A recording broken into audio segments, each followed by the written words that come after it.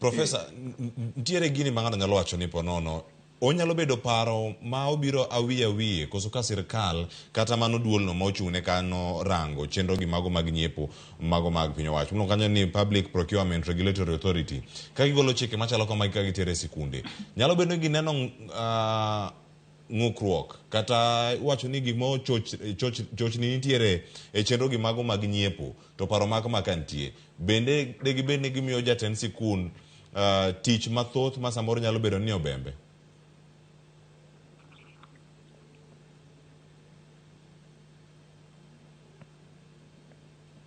Okanyalo wacho ni gini ni PPRA ong'uko wachni.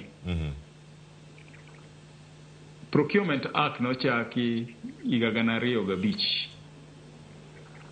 Kato kendo higa 2015 ga 16 notim amendment e Procurement Act. King'iyo chik mar piny miluongo ni Constitution, nitiere section 227 mawuoyo kuom ng'iepo ni tiende ni ng'iepo kata obed ng'iepo e skunde kata mane ministries kata obed e hospital kata obed e ang'o entiere Constitution mar Kenya. Omiyo skunde gideko mar chako department mar procurement.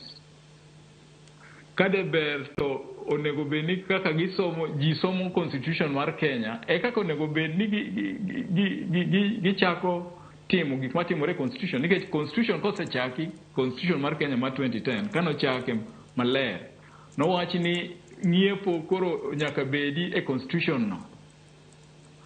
Omiyo ok en gima jo PPRA ong'ukorego, en mana ni koro chunore ni sani nyaka jopuonj bende luwa chike kaka oketgi, kaka parliament noloso chikego kaka onego lugi.